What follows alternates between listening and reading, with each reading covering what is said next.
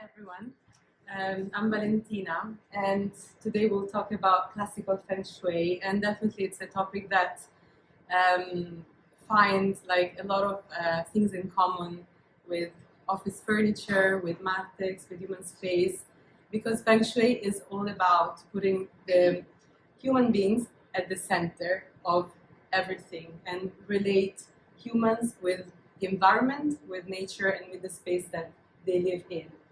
We all sometimes go into someone's house or into a museum or an office and immediately we feel good, we love it, but we can't pinpoint why we love this space. And other times we immediately hate it. And we don't know why, because it looks beautiful, but it's just a feeling.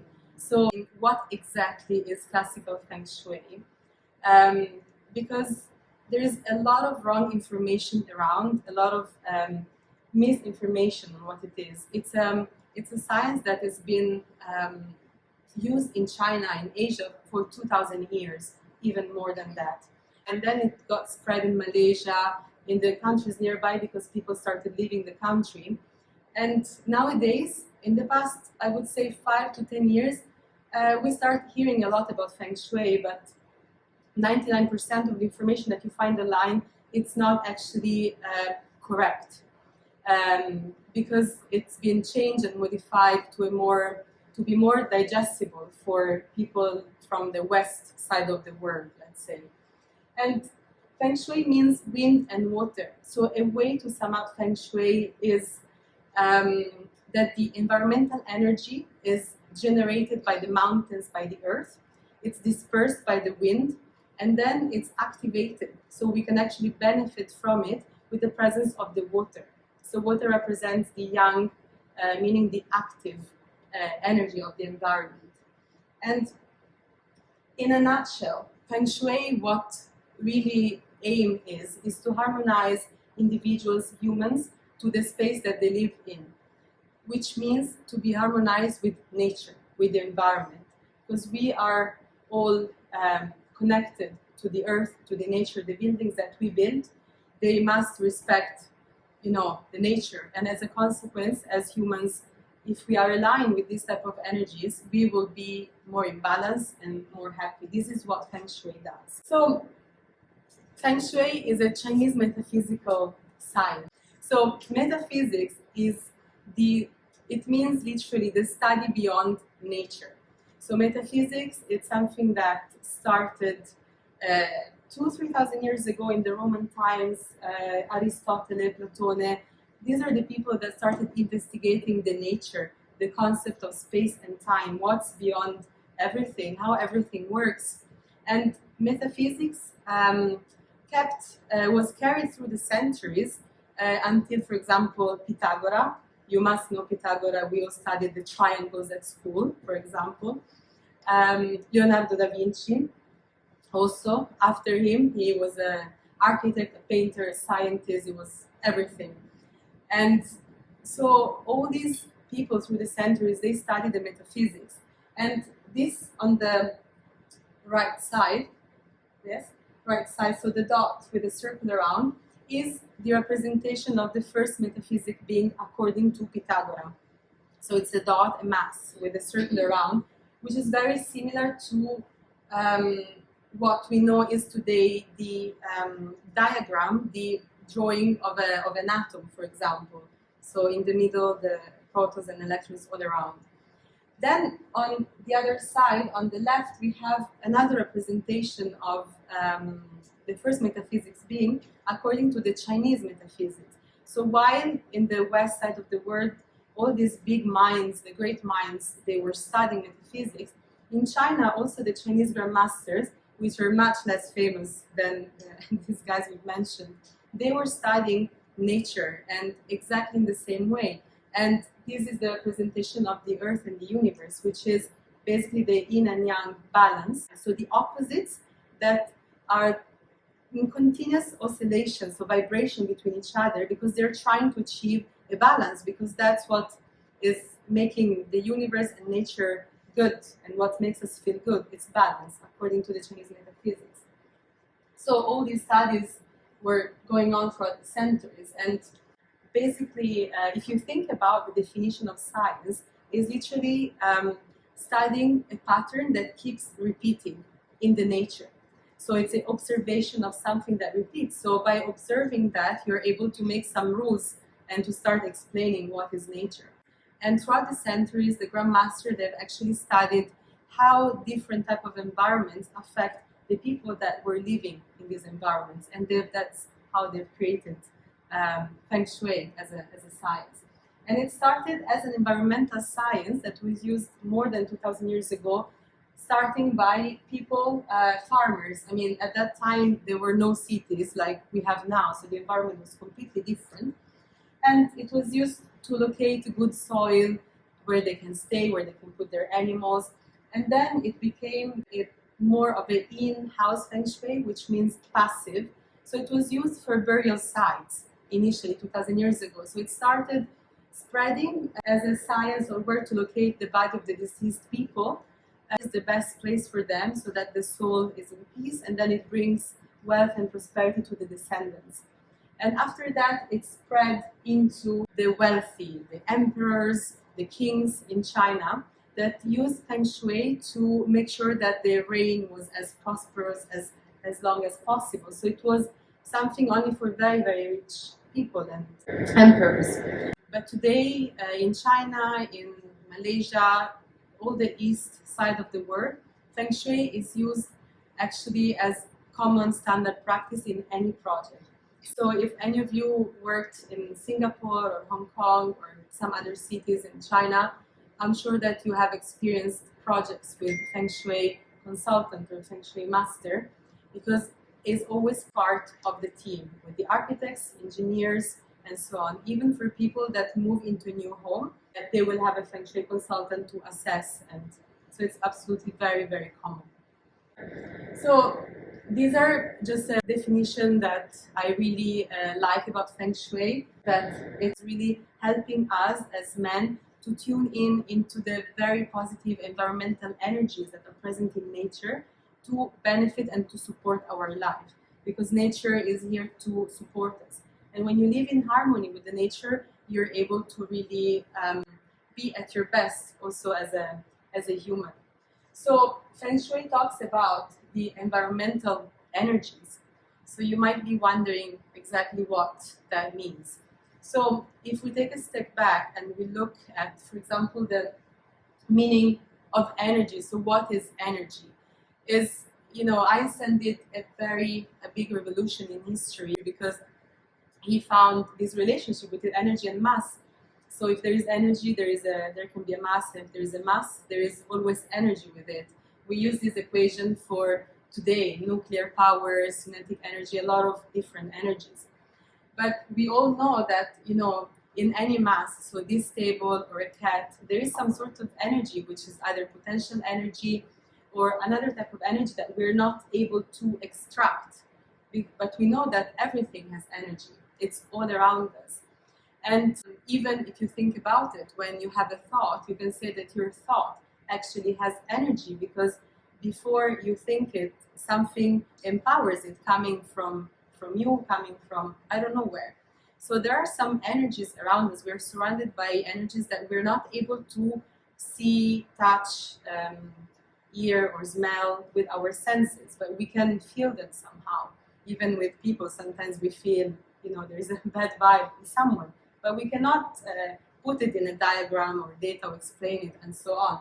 So this is exactly what the Chinese grandmasters have done through the centuries. They've tested the quality, the energy quality of certain spaces, and they have assessed what type of environment, what type of shapes and forms, what type of landscapes they are beneficial for humans and what are not.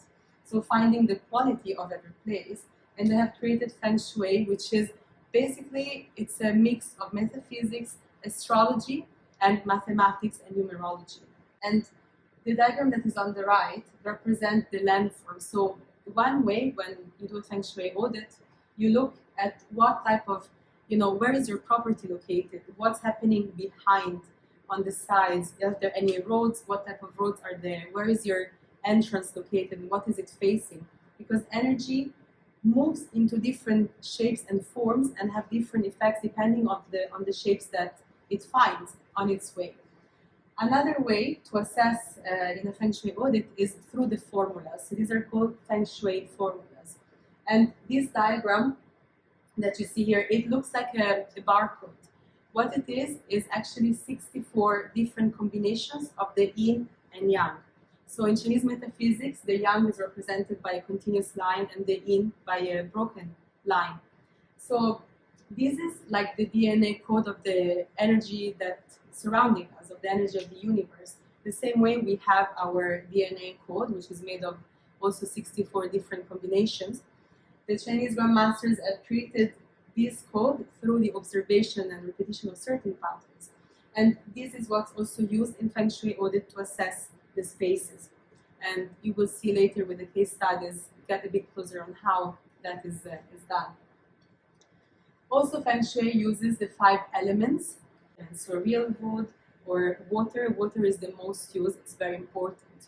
This is the tool that it's used in Feng Shui to measure certain things during audit. It's a compass. So in the middle you have the needle, the white circle is called the heaven pool, and all around you have many different rings that represent different formulas. If you are, for example, when I work in an urban environment, I use the rings that are closer, the smaller one. When I work in the mountains, in Fujairah or Sokema or Italy, I use the bigger ring. So there is a lot of information to learn on how to use this compass. Feng Shui also is very precise with the degrees. So you have actually 24 directions. You have north 1, 2, 3, south 1, 2, 3, and so on. And because when you apply, you make changes to the space or you design a space from scratch, it's important that you align what you're doing to specific degrees. That's how precise, and that's why there is such a beautiful and complex compass that we use. So if you can actually improve your space and align yourself, you can really improve your life. And in the Chinese metaphysics, they believe that everything is connected. So we are connected to the earth, we are connected to each other, we are connected to our homes. They consider our home as a reflection of who we are, of our soul. So the home in classical Feng Shui is also very important. That's why everyone in China, they have a Feng Shui consultant when they move into a house. You can explain Feng Shui in the same way that you think of the idea of acupuncture. So acupuncture, the doctor puts some needles in certain parts of your body to balance the energy that runs through our meridians. Acupuncture now, it's considered a science, only doctors can practice it. So it's absolutely it came from China and now it's spread throughout the world. Feng Shui, it's exactly the same thing, the same concept. There is no needles that use in the space, but by adjusting your space, by designing it in a certain way, aligned with the nature, with the environmental energy, adding some elements, you do the same thing. So you balance the energy of your space in certain points, and that brings more wellness. In the same way, when you go to the acupuncture, you should then afterwards hopefully feel better because it balances your energy. So if you have a stomach ache or a headache or any other thing, it should balance things out. So now I would like to give you some examples of buildings that have been designed following Feng Shui. And these are mainly buildings that are either corporate or anyway they want to bring money to their business. So when it comes to corporates, it's always two things: bring more wealth to the company, but also make sure that the employees are, happy in the space, they feel good, because when there is more wellness, there is more productivity. So an example is Burj Al Arab. This is a hotel. So, the Feng Shui consultant that did this, obviously she wanted to put the entrance in the best place to make sure that the energy in Chinese and Feng Shui, it's known as the qi. So the energy flows in, because when it flows, it brings clients that spend money. That's the aim of this. So the Feng Shui in Burj Al Arab, it's not about the golden colors inside, nothing like that. What has to do with Feng Shui is the design of the building, the way it is facing, the entrance. You know, there is a bridge to reach the entrance. So if you look, it's not a straight bridge. It does a little curve, because when you have straight bridges, you carry a lot of aggressive energy that you don't want. So they curve the bridge. They have a fountain at the front. This attracts even more, even though the building is basically on water, it attracts even more energy to enter. In Feng Shui, water is really important. It activates energy. So if you place the building in the wrong direction or the entrance in the wrong location, and water elements that you add are also incorrect, it can be quite disruptive for the business. So even inside the lobby, there is an aquarium that is placed in a specific location that resonates with the water that is outside. All of this to just attract as much energy as possible. And inside, there is a very, very high ceilings. Also on every floor, there are high ceilings. This height just amplifies the energy that comes in. So it's all, this is how, for example, is the Feng Shui of this building. So this is another building. So this is HSBC Bank in Hong Kong. It's been designed by Norman Foster, and of course with a Feng Shui master. And the main feature of the building is that when you enter, it's basically a big hole in the middle. It's called a bright hole in Feng Shui terminology, the Ming tongue. And with a lot of natural light flying inside, and all the offices are all around. So this is a way to really enhance the energy of the building, to bring a lot of energy. Besides being, in front of a square, these are type of spaces that really turn any unfavorable energy into positive and allows energy to flow into buildings. Here there is another bank, also in Hong Kong, which is the Bank of China. They've done something completely different. Banks are very successful when they use the energy of the fire element. So fire is represented by very pointy structures. So this building was designed on purpose with this type of pointy edges, especially the last part on the top, to attract as much energy as possible, which gives power to the bank. In this case, in Hong Kong, they had to compete with the HSBC and with other banks around. So that's why this came up as the choice of the fire element, because they're trying to get as much as possible, because the buildings in this area are pretty much the same height. So by now, I think you can understand that for Feng Shui, it's not about how it looks. So you won't be able to enter a building and say, oh, this has been Feng Shui because I see these colors, because I see these materials, or whatever. It's all about the shape and forms, and it's really considered the science of the invisible. So you might get a feel that it's been Feng Shui. That's where I want to just touch on the New Age Western Feng Shui, which is what I mentioned at the beginning, which is a version of Feng Shui, of the traditional Feng Shui that has been adapted to make it more digestible for our culture, because it's quite hard for us, the way we are raised and what we're surrounded by, to understand, the energy of the environment, to understand Feng Shui. So the Western, they've changed it into, it's called New Age. So they tell you, put this color on this wall, or they give you these type of plants, that they say, put this money plant, it will bring you money, that's Feng Shui. These are some symbols that they use in China, because this is their cultural belief system, but it doesn't relate to Feng Shui at all. So in China, they use, if you give 2 bamboos to someone, you wish them love, and they put them in their house to attract love.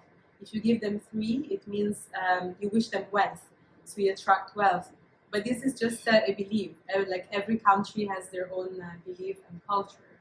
And many people ask me if they can use plants with spiky leaves, because they believe they bring negative energy. But this is also not true. In Feng Shui, plants are used only as barriers to redirect the qi flow in spaces, not. So it doesn't matter if the leaves are rounded or spiky. Also, paint colors do not matter. So in a Feng Shui audit for like an office or even for a home, I would never advise the color unless I'm asked. I mean, that's not Feng Shui, but I can do that. And also these type of objects, I don't know if you've seen these before. In China, in Chinese restaurants, they're very famous because they're also part of their belief system to attract wealth and money, but these are not part of Feng Shui. So I will never tell anyone to buy any objects for Feng Shui unless it's a water element, a wooden element, or these, small things, not this type of objects. So it's nothing about sculptures. So now some tips about workplace selection. Again, in the workplace, in Feng Shui, what matters is that 70% of the Feng Shui potential resides in the building that you choose, in the environment that you're in. 30% is about the interior spaces. So if you choose a good building, then you'll be absolutely fine, your employees will be happy, and wealth will come easier for the company. So a very little introduction on how it was created. This is called the land from embrace. So you see a house surrounded by mountains and the river, and then you see some animals. So the basic concept of the environmental analysis is that a building should be supported by a strong back. So whether it's a mountain, if there is no mountains, there are buildings that carry the same energy of the mountains, because buildings carry energy, they don't create it. So it's important that you have a strong support, that you have on the sides of the building also support by mountains, hills, or buildings. What is called the white tiger and the green dragon, these are literal translation from the Chinese Feng Shui. So sometimes the names can sound a bit weird and unusual, but what these represent, the left and right, is the male and the female energy, so the yin and the yang balance. And in front, it shows like a river, so a water element with a lower heel, which basically what it does, it locks in the wealth and the happiness for this building. So that's in the old times. Now everything has been adapted to our modern world throughout the centuries as the environment was changing.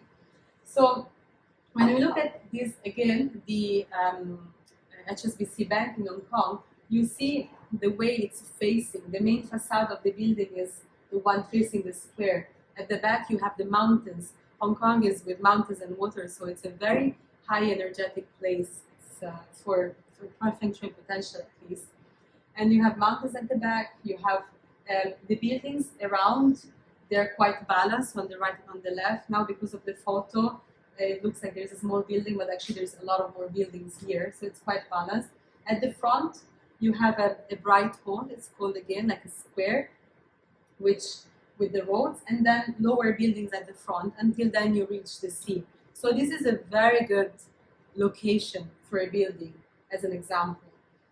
And then you see these buildings that are here in Dubai.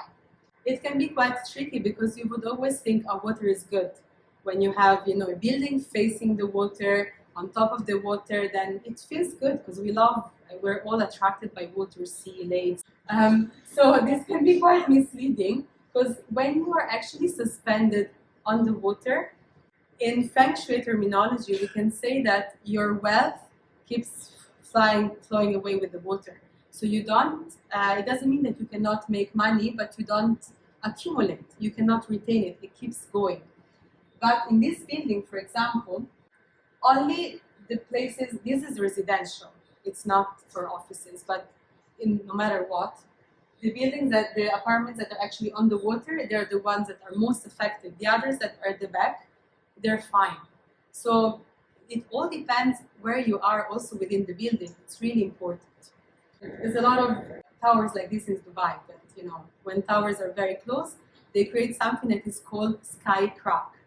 So what it means is that when you are located, like this building over there, right behind this space between the two towers, you receive very, very aggressive energy. So it's not, it creates like a wind tunnel. When you have mountains close or if the wind goes. So it means that energy is aggressive and it doesn't stay. So it will never reach you because the wind will just throw it away. So it's not good if you have an office space like aligned. If you are in that building, but on the side, it doesn't affect you. So it's all about where you are. This is another example of, this type of triangular buildings.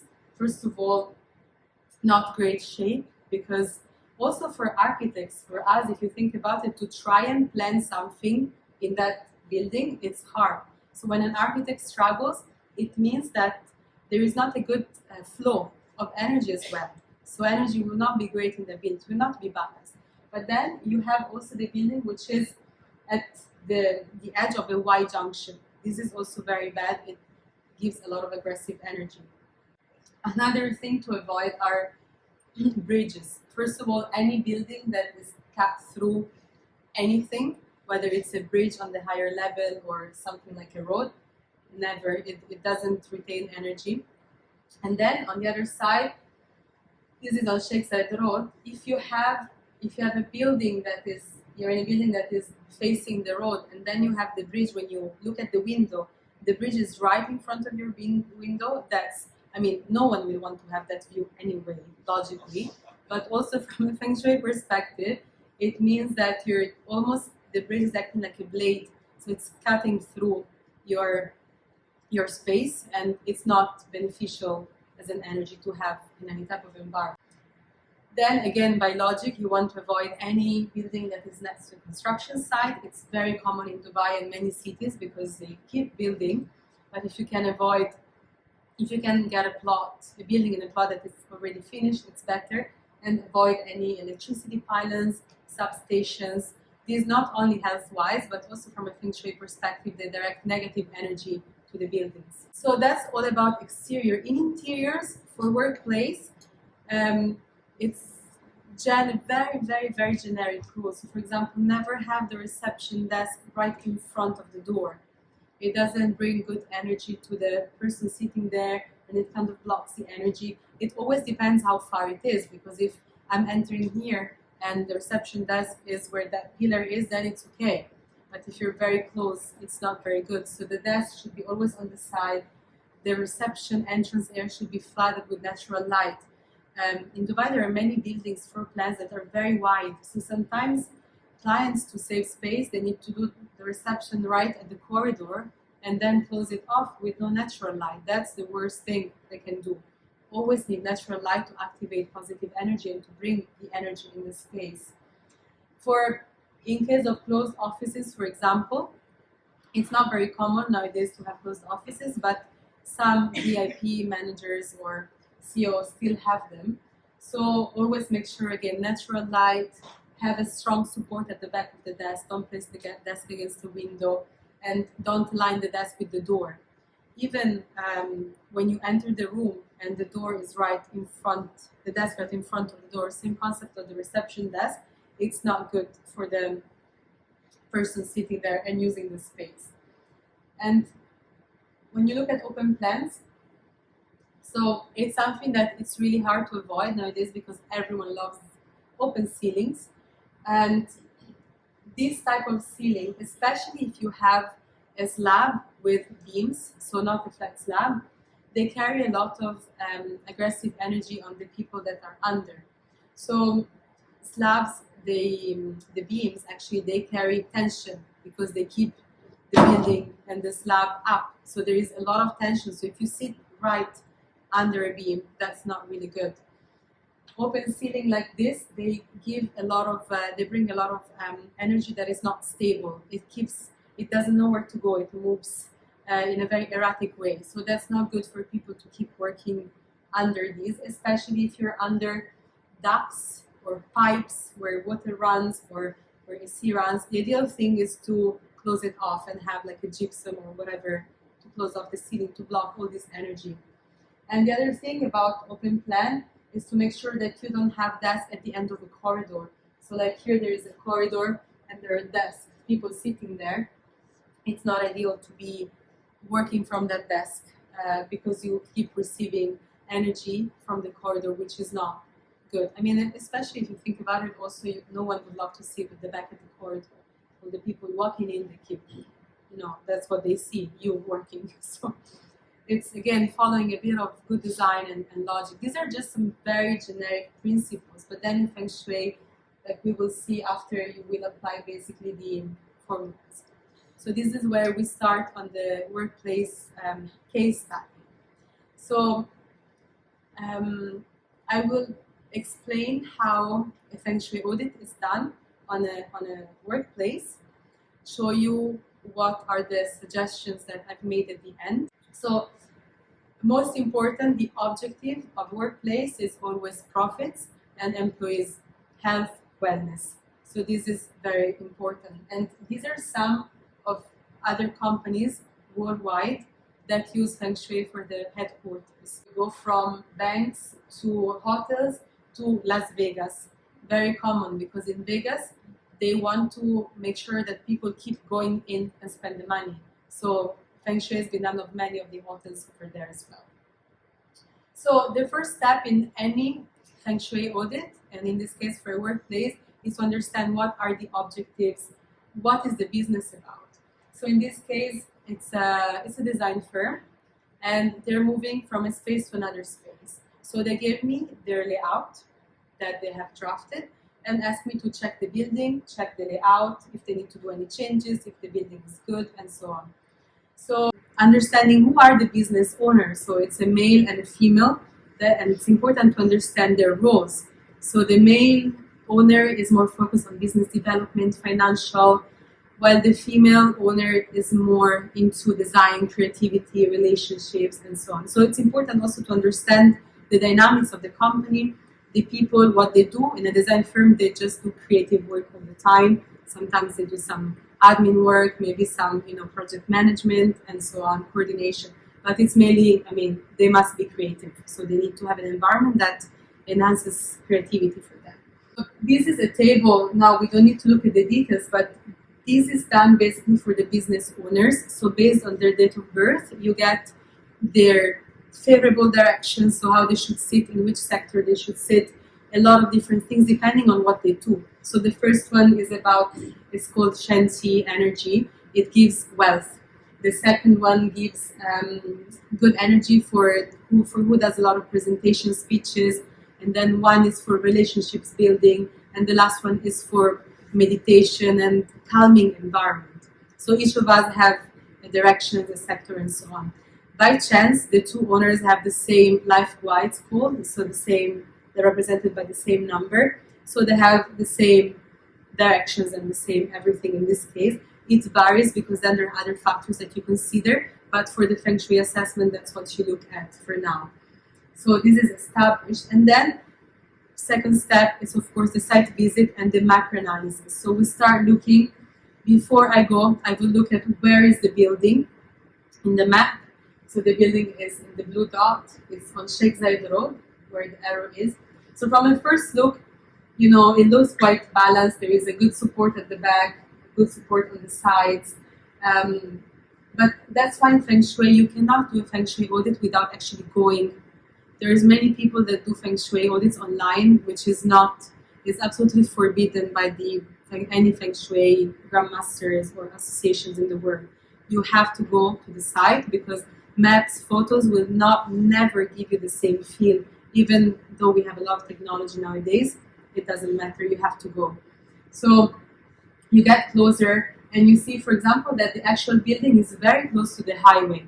So that's, initially you would think it's not very positive because it's very close, and there's a lot of highways, they carry the energy of the water, so as if it's a big river in a metaphorical way, but it's the same energy. So aggressive energy that keeps coming and going, and it's not very, but that's what we see from now. Then you have support at the back, you have buildings on the right and left, and then you go there and you actually see that between the building, which is there, glass building, and the highway, there is a lot of space, what we could not see from the map.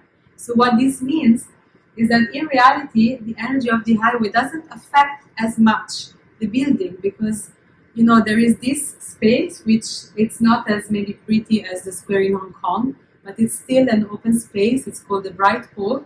It's in front of the entrance, so the energy will have time to rest and settle before it comes in. So it's not actually a big problem, the highway in this case. And then you see that there is also a bridge, which is the metal line that we could not see. But in this case, their new office of this company, it's not aligned with the bridge, it's not below, it's on top. So also here, the bridge is there, but doesn't really affect them. And then what you see when you go there is that actually on the right side, there is a building in construction. that is visible also from this office.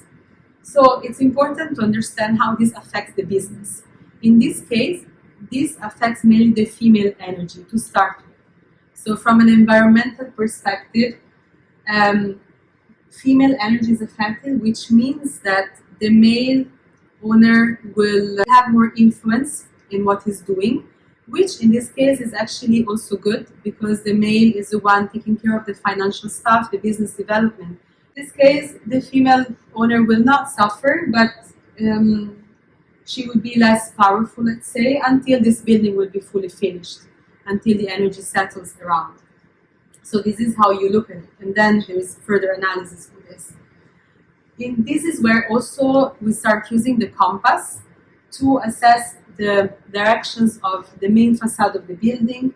You measure it from a certain point, so not from anywhere. You need to be in the center of the building, then you need to measure the entrance door, then you need to measure inside the actual interior space of the office.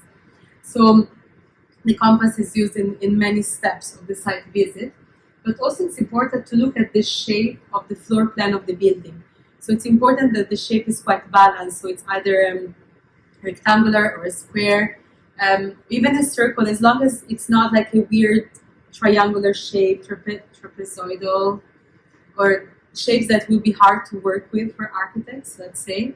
So the building is good, it's balanced, the entrance is bright, and the only thing is that all the corridors, they don't have any natural light. But that's very, very common in this type of buildings, for workplaces, for corporates. They don't have natural light. So what this means is just that energy doesn't get as attractive as it should be to the actual office unit. But again, Feng Shui is all about layers and balancing everything. So you will never find a perfect building, to be honest. But it's important that you look at the most important things of this building. So what we've done now, it's called the macro analysis. Remember the barcode we've seen before, and on the side there were some mountains. So we've done the analysis that relates to the landform. So the mountains, the buildings, the roads, how energy comes to the building.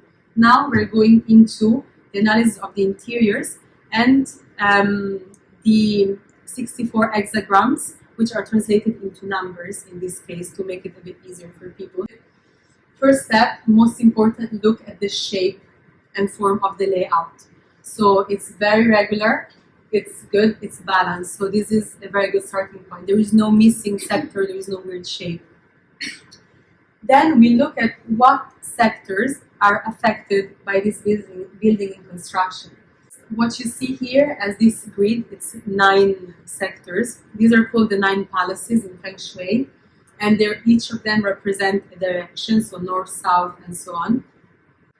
This is a way to define them into the space, or you can also do it with the pie diagram. If you've seen pie diagrams, it's the same, but this is just a bit more straightforward depending on the shape of the floor plan. So each sector represents a type of energy, it represents the yin or the yang, so male or female, and so on. So in here you evaluate, you see that these 3 sectors at the bottom, east, northeast, and north, they're the ones that are mostly affected by this construction. So first thing, you look at what type of part of the business it affects. So it doesn't affect only the female owner, but it affects also the business in the more admin and creative side.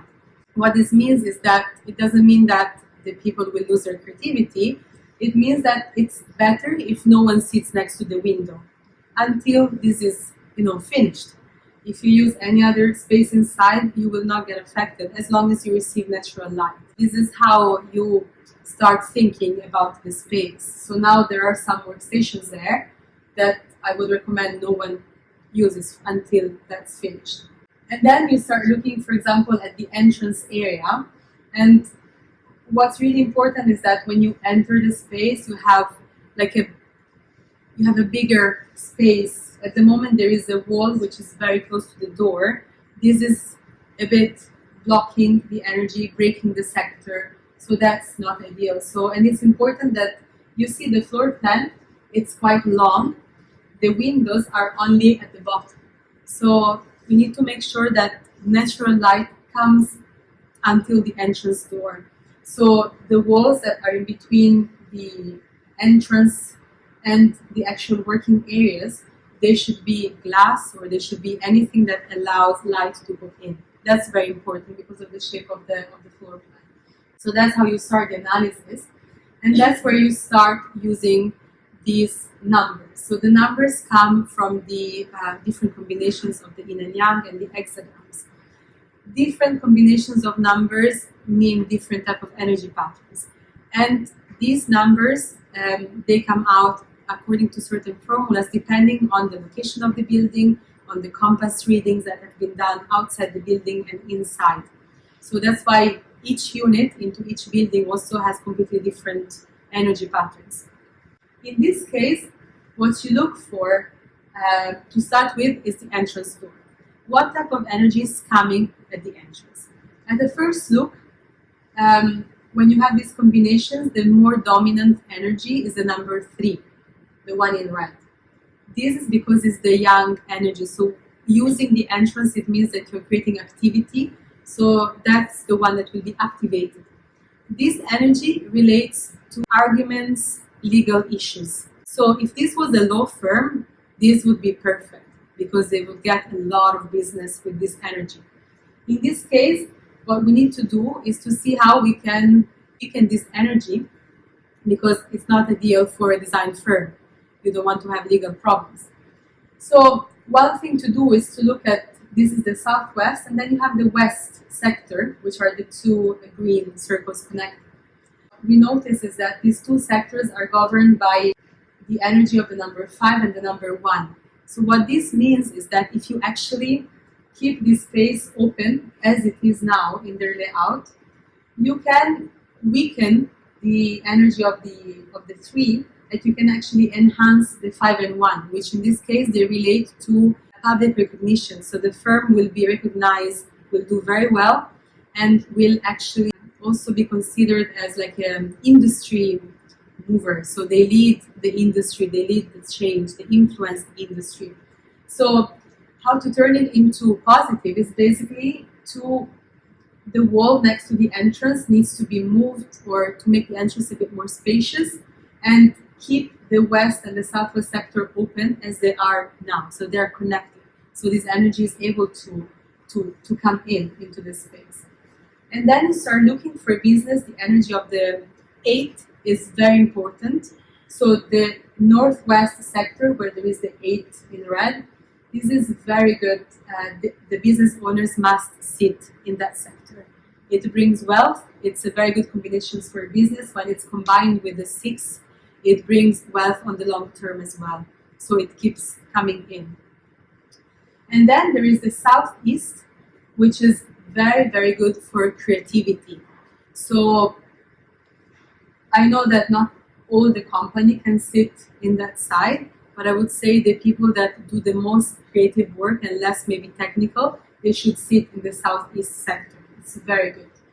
And in general, all of these sectors, whatever it's here, just avoid it. Don't sit there, because anything unfavorable will be activated by the construction until it's finished. So ideally, everyone in the company should be sitting on this side from here onwards, and here to have, collaboration, meetings, hot desks, these type of areas. Also, another thing that you analyze for the business owners is important to see, it's called Shen Qi sector, which is the wealth sector. So because they have the same life, Gua in this case is the southwest. So we need to look what happens in the southwest. There is, again, this combination between the 1 and 3, which relates to legal issues. So in this case, there is nothing that you can do, because the owners are themselves with their date of birth, and this is the space. So the energy is there. So what I would say, just to be very mindful with legal words, documents, signing contracts, just to be aware of this energy for them, so that they keep an eye. And when you are aware of energy patterns in your space, you can actually overcome if you use common sense and you're aware of this energy. Because Feng Shui, it's only 33% of what affects our life according to the Chinese metaphysics. We have 33%, which is our destiny, and 33%, which is our free will, our our choices that we make on a daily basis. You know, we can have the same destiny, but we can reach there either with a very smooth path or a very hard one, depending on our choices. The 1% remaining, in case you're wondering, is luck. This is a compass that is overlaid on this space. In a corporate, you look at the signboard, the logo, where you put it inside the space is really important. So in this case, there are 3 options that they can choose from. This will bring more repeated business if you have at least one logo in one of these 3 locations. Obviously on the window, maybe it's not ideal because it might block the light, so it could be there at the entrance as an example. And then you look at the water element. So this is a diagram to study where is the best water location to activate wealth energy for the business. And there are a few options as well. This is based also in connection to the business owners, because it's important that their luck, their wealth is active and solid to support everyone in the business. So first, the entrance needs to be enlarged when you enter, so this partition needs to move somehow. This space in yellow needs to remain open, so in case they're thinking to put any wall there, it's not recommended. The walls that are in between the entrance and the space here needs to be glass or whatever, something to keep light to go through. The spaces in green is where the 2 owners must sit when they're in the office, and they should both be facing the direction of the door. This is calculated based again on their life gua, on their earthly branch, which is the Chinese zodiac signs and date of birth. And then we have on this side in blue, this is the most creative area. So as many people as possible should sit in here.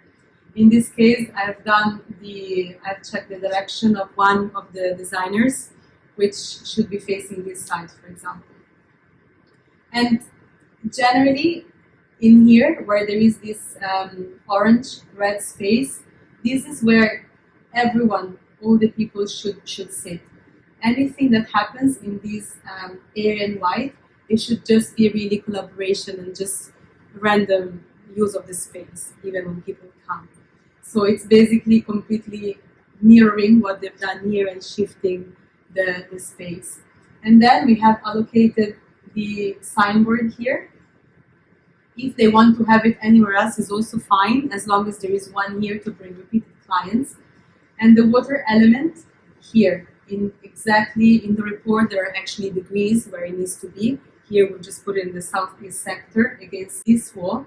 This aligns with the owner's energy, it aligns with the Feng Shui potential also of the building that relates to the interior space. So the water element, just to give you an idea of what it is, if people like aquarium, they can use an aquarium with fish as long as it's 5 liters of water as a minimum. And but the fish don't make any difference. So you can have actually just a bowl of water, as long as it's kept moving with a small water pump that you would put anyway in the aquarium. So, for example, I don't like fishes. In my house, I just have these water bowls in certain areas. So this is what the water means. So that's why in Burj Al Arab they have this big aquarium in that specific location, for example. Water is the most powerful element you can use.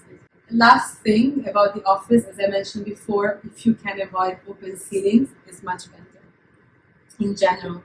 It doesn't mean you cannot have, you can put some panels, acoustic panels to just keep it a bit more balanced.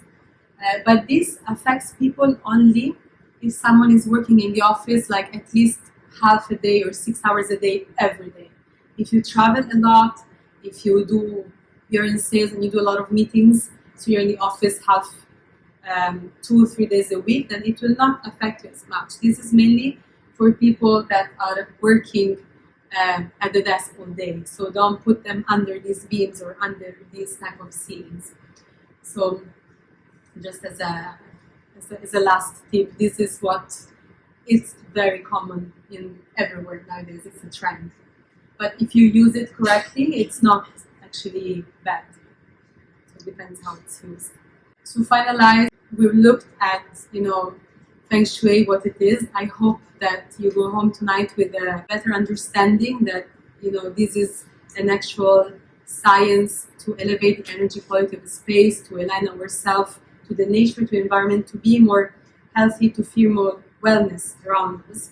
And we've seen it can be applied to any type of space, corporate, hotels, but it all depends on the objectives. Not only about if you're in a residential project, you maybe want to find love or improve your career. If you're in a corporate, it's employees' wellness and money. If you're in a hotel, you want to attract people. That's the only thing you need.